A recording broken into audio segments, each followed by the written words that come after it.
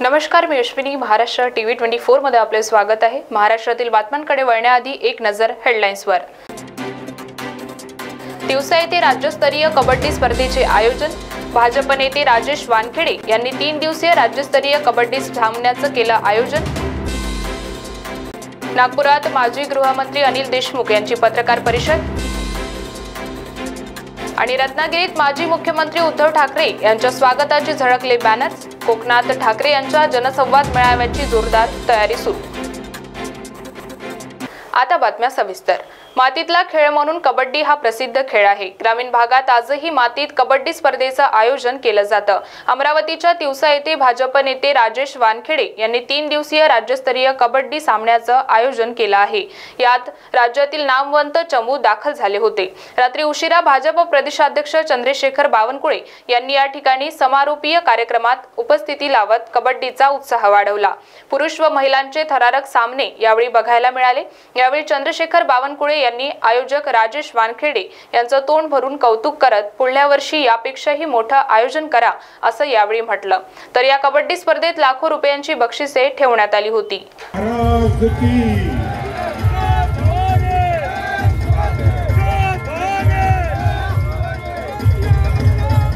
प्रदेशाध्यक्ष भाजपा महाराष्ट्र प्रदेश यांच्या हस्ते दीप प्रज्वलन या ठिकाणी होत आहे. त्याचप्रमाणे कार्यक्रमाला उपस्थित सर्व अतिथी त्या वहिनी साहेब, राजेश वानखेडे, दिनेश वानखेडेंची राष्ट्रीय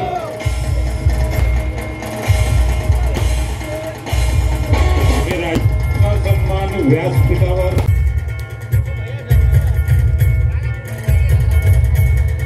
जय श्रीराम, जय श्रीराम.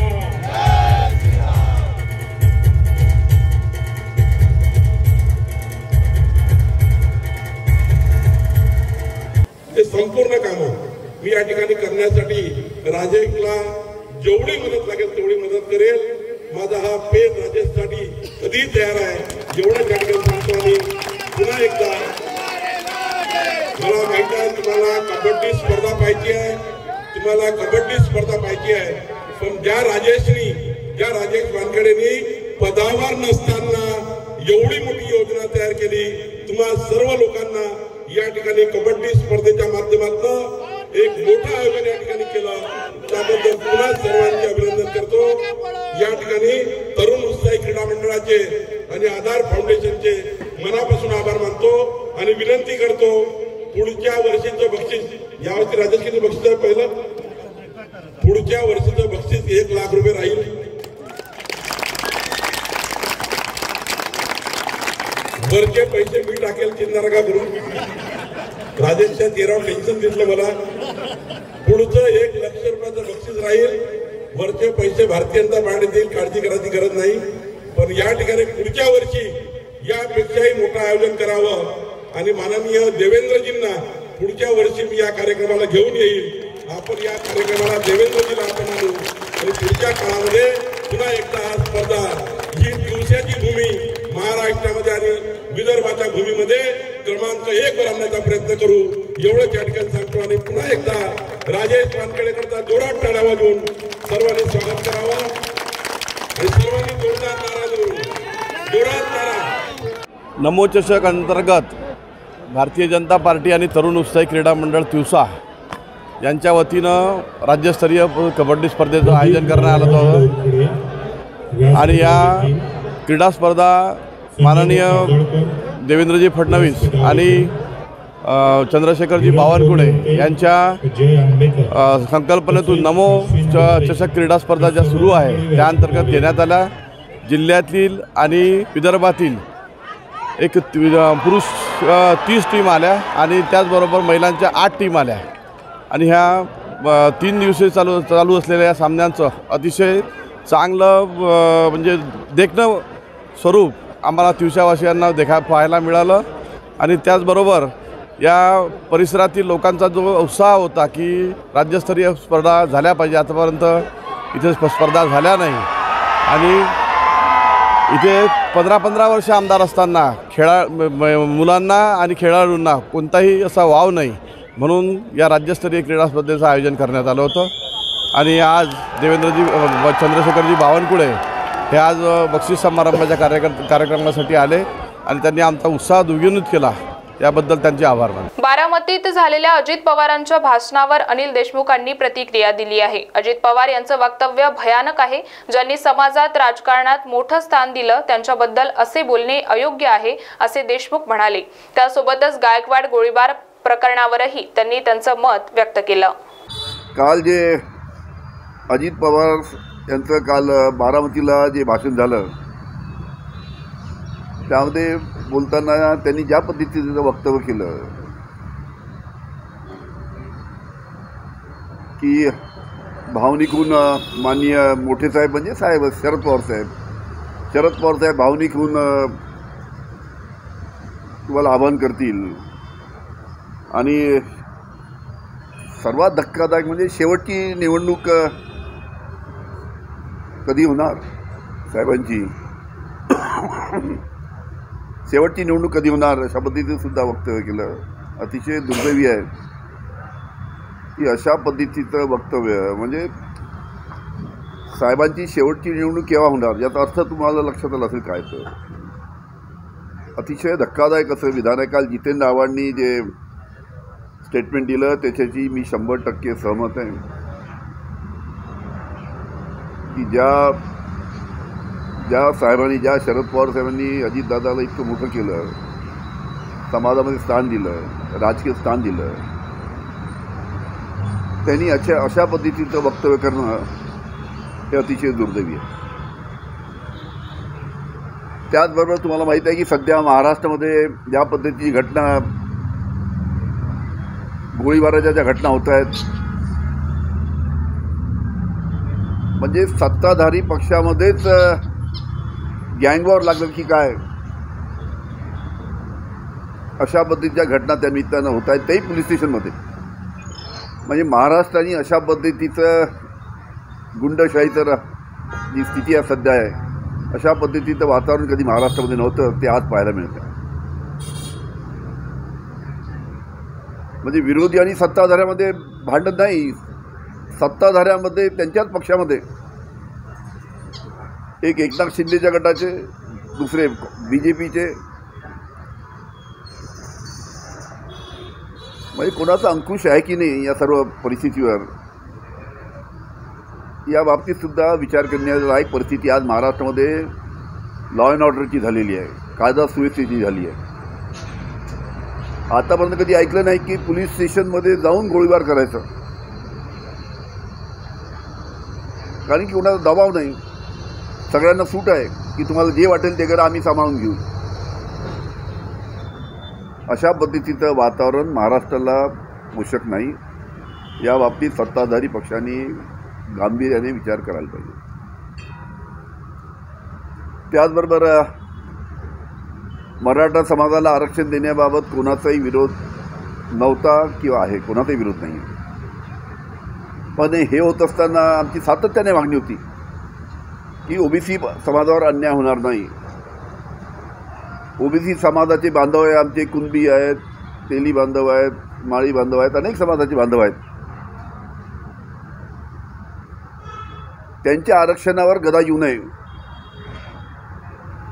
अशा पद्धतीची भावना OBC समाजामध्ये, आमच्या कुणबी बांधवामध्ये, आमच्या तेली समाजाच्या बांधवामध्ये, आमच्या माळी समाजाच्या बांधवामध्ये किंवा बाकी इतर जाती आहेत त्या सर्व जातीमध्ये आहे.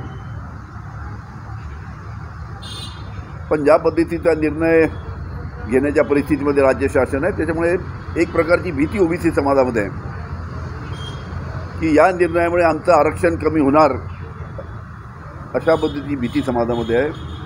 त्या बाबतीत सुद्धा राज्य शासनाने योग्य विचार करायला पाहिजे. काय विचार असेल विचारू शकता मला.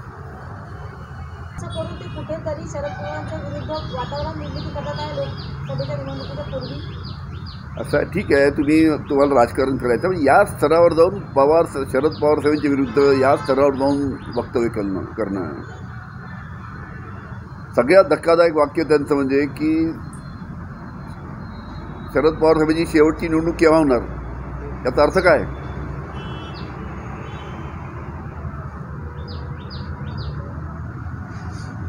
म्हणजे राजकारणासाठी अशा पद्धती इतक्या खालच्या स्तरावर जाणं अतिशय चुकीचं आहे.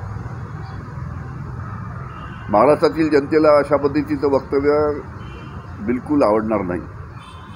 अशा पद्धतीचं हे वक्तव्य या ठिकाणी अजितदादांनी शरद पवार साहेबांच्या विरुद्ध केलेलं आहे.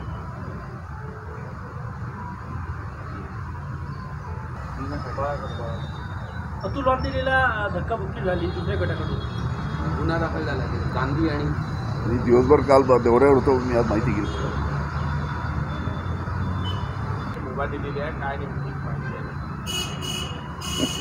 माहिती देण्याला काही नाही दिलं. मला अनेक महिन्यापासून ऑल ओव्हर इंडिया फिरू शकतो, फक्त एक्सटेन्शन होत असतं त्याचं.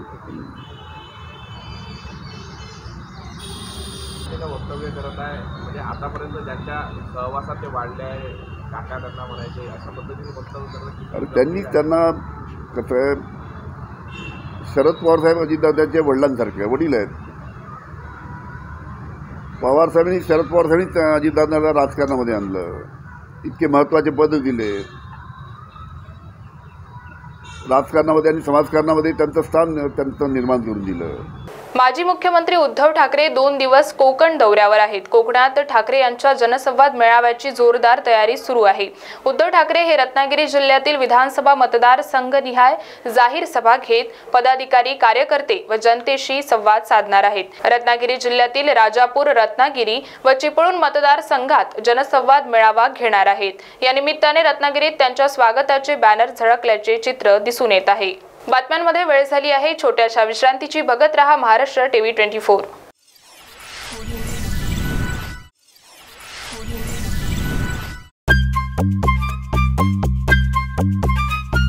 सबसे अलग दिखेगी आपकी पसंद कृष्णा मेंस. इंडियन हो या इंडो वेस्टर्न स्टाइल में अलग Krishna men's. Coat suit, sherwani, Indo western, kurta pyjama and shirt pant की wide range. Krishna men's ethnic wear, Nanga Putla चौक, गांधी बाग, नागपुर. मोती ज्ञान को बढ़ाने वाला व धन प्रदान करने वाला रत्न है. व्यक्ति के व्यवहार को शांत करता है और निर्बलता को दूर कर चेहरे पर कांति लाता है. ये और ऐसे अन्य शुद्ध एवं सर्टिफाइड रत्नों के लिए आइए सिर्फ लोंधी ज्वेलर्स. 25 साल का शुद्धता का भरोसा. लोंधी ज्वेलर्स, सीताबड़ी और गोकुलपेट बाजार रोड, नागपुर. इस खबर के प्रायोजक है शिवशंकर आयुर्वेदिक क्लिनिक.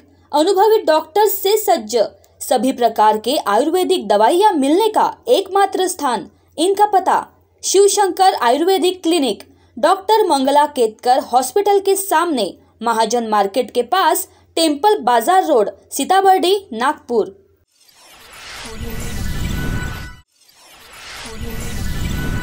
विश्रांतीनंतर वळूया समोरील बातम्यांकडे. सक्रिय निवडणुकीत भाग घेणार नाही, ही माझी शेवटची निवडणूक असेल असे विधान शरद पवार यांनी केले होते. त्यांचा संदर्भ घेत अजित पवार यांनी दाखला दिला. मात्र एखाद्या गोष्टीचा विपर्यास करून राजकीय फायदा कसा मिळवता येईल असा प्रयत्न करणारे ठाण्याचे जितेंद्र आव्हाड यांनी सहानुभूती मिळवण्याचा केविलवाणा प्रयत्न केला. या सगळ्या प्रकरणात जितेंद्र आव्हाड यांनी आपली राजकीय पोळी भाजण्याचा प्रयत्न केला आहे, अशी प्रतिक्रिया सूरज चव्हाण यांनी दिली आहे. सक्रिय निवडणूक प्रक्रियेत यापुढे मी भाग घेणार नाही, ही माझी शेवटची निवडणूक असेल अशा पद्धतीचं विधान हे पवार साहेबांनी केलं होतं. त्याचाच धागा घेत, त्याचाच संदर्भ देत दादांनी त्यावरती भाष्य केलं. परंतु एखाद्या गोष्टीचा विपर्यास करून त्याचा कसा राजकीय फायदा मिळवता येईल हे नेहमीच प्रयत्न करणारे, ठाण्याचे राखी सावंत म्हणून राजकीय क्षेत्रात परिचित असलेले जितेंद्र आव्हाड यांनी काल सहानुभूती मिळवण्याचा एक केविलवाना प्रयत्न त्या ठिकाणी केलेला आहे. जितेंद्र आव्हाड हे राष्ट्रवादीमध्ये एखाद्याच्या घराला जर आग लागली असेल आणि त्या घरापुढे पेट्रोलचा टाकी असेल तर त्या टाकीवरती पाण्याची टाकी लिहून त्या एखाद्या व्यक्तीच्या हातात ते त्या घरावरती ओतायला लावतील आणि ते ओतल्याच्या नंतर गावभर बोबाटा करत फिरतील की यांनी घर पेटवलं आणि त्यावर आपली राजकीय पोळी भाजून घेणारं नेतृत्व म्हणजे जितेंद्र आव्हाड आहे. पवार साहेबांनी याच्यापासून सावध राहिलं पाहिजे। युवक काँग्रेसच्या वतीने जिल्हा परिषद नागपूर परिसरात केंद्र सरकारच्या योजनांच्या होर्डिंगवरील पंतप्रधान नरेंद्र मोदी यांच्या फोटोला काळं फासण्यात आलं होतं। त्याचा निषेध म्हणून आज भाजप युवा मोर्चाकडून आंदोलन करण्यात येत आहे। भाजप युवा मोर्चाचे पदाधिकारी मोठ्या संख्येने या आंदोलनात सहभागी झाले आहेत। राहुल गांधी, सुनील केदार, कुणाल राऊत यांच्यासह काँग्रेस नेत्यांचे मुर्दाबादचे नारे लावले जात आहे। जिल्हा परिषदेच्या गेट समोरील मुख्य रस्त्यावर आंदोलक रस्त्यावर बसून आंदोलन करत आहे, त्यामुळे वाहतूक कोंडीचे चित्र पाहायला मिळत आहे।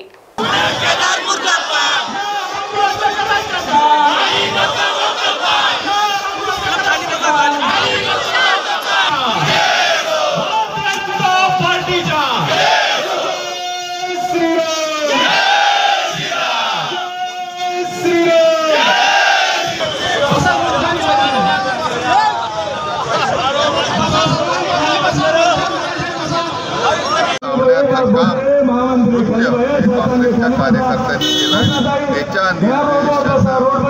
त्याचा विरोध जनसामान्यांमध्ये जो रोष आहे तो प्रतीक करण्यासाठी भारतीय जनता पार्टीचे सर्व कार्यकर्ते आज नागपूर जिल्हा परिषदेमध्ये एकत्रित आंदोलन करतात। मोठ्या प्रमाणामध्ये जनसंख्या ही आज या मोर्चामध्ये आंदोलनामध्ये आपल्याला पाहायला। छत्रपती संभाजीनगर मध्ये हर गाव चलो अभियानाला सुरुवात करण्यात आली आहे। केंद्रीय अर्थ राज्यमंत्री डॉक्टर भागवत कराड आणि मंत्री अतुल सावे यांनी छत्रपती शिवाजी महाराजांना वंदन करून या अभियानाला सुरुवात केली आहे। भाजप सरकारने गेल्या 10 वर्षात केलेल्या विकास कामकाजाची एक माहिती पुस्तिका या अभियानातून प्रत्येक नागरिकांना घराघरात जाऊन देण्यात येत आहे।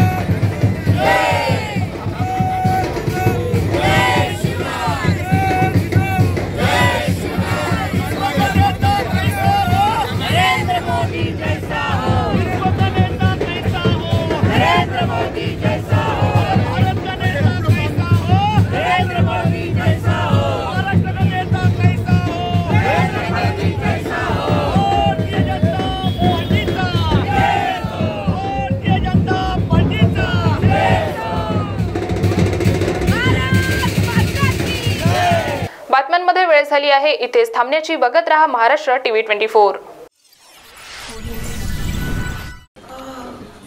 बॉस ने मीटिंग बुलाई। बाहर उठो बैठो। तकलीफ उठने बैठने की नहीं, तकलीफ बवासीर की है। बवासीर, फिशर, भगंदर, पाइलोनियल साइंस का आयुर्वेद तथा आधुनिक लेजर से उपचार। कॉल या विजिट करें www.pilesfistulacure.com। नागपुर का सबसे भरोसेमंद hospital Kale piles laser hospital. हमारे यहाँ आयुर्वेदिक व लेजर से उपचार होता है। Anal fissure, anal fistula, piles, kidney stone है, ओबेसिटी से परेशान है, वेट लॉस करना चाहते हैं, पीसीओडी एंड मेंस्ट्रुअल प्रॉब्लम्स, महिलाओं में अनकंट्रोल्ड यूरिन का प्रॉब्लम है और वजाइनल रिजर्वेशन करवाना चाहते हैं, अपने चेहरे पर असमयी झुर्रियां, त्वचा पर काले दाग आ रहे हैं, अर्थराइटिस प्रॉब्लम्स जैसे कि कमर या घुटनों का दर्द, बालों का झड़ना, असमय सफेद होना, सीने में जलन, पेट फूलना तथा एसिडिटी पर सफल आयुर्वेदिक उपचार, ये सब प्रॉब्लम्स आप झेल रहे हैं तो अभी आए नागपुर के सबसे अच्छा hospital Kale Ayurvedic piles laser hospital में, जहां आपको मिलेगा सब समस्या का निवारण। और address Kale Ayurvedic piles laser hospital, Umred road, Dighori bus stop के पास, दिघोरी, नागपुर। और कॉन्टैक्ट नंबर 7558387079 और 9423105824। आंखों की संपूर्ण देखभाल के लिए मध्य भारत का जाना माना नाम माधव नेत्रालय। यहाँ आंखों की पूरी तरीके की जांच के साथ सभी प्रकार के ऑपरेशन किए जाते हैं। मोतिया बिंदु, काज बिंदु, रेटिना साथ ही कॉर्निया के उपचार भी होते हैं। तिरछेपन और युवाओं में चश्मा हटाने का ऑपरेशन भी आधुनिक लेजर तरीके से होता है। आंखों की सभी समस्याओं व अधिक जानकारी के लिए संपर्क करें माधव नेत्रालय, साई मंदिर के पास, Gajanan Nagar T point, Ajni, Nagpur. Dial करें 678-5200 या Madhav Netralaya premium centre, Vasudev Nagar metro station के पास, Hingna T point, Nagpur. Dial करें 350-2300। Integrity super specialist hospital and research institute of Nagpur अब नागपुर में अत्याधुनिक सुविधाओं के साथ ICU, modular operation theatre, maternity surgery and laparoscopy surgery, orthopaedic and joint replacement, dialysis unit, pathology and pharmacy. Our address Vinoba Nagar, Kharbi ring road, Nagpur. Our contact 8668792352 9801980100।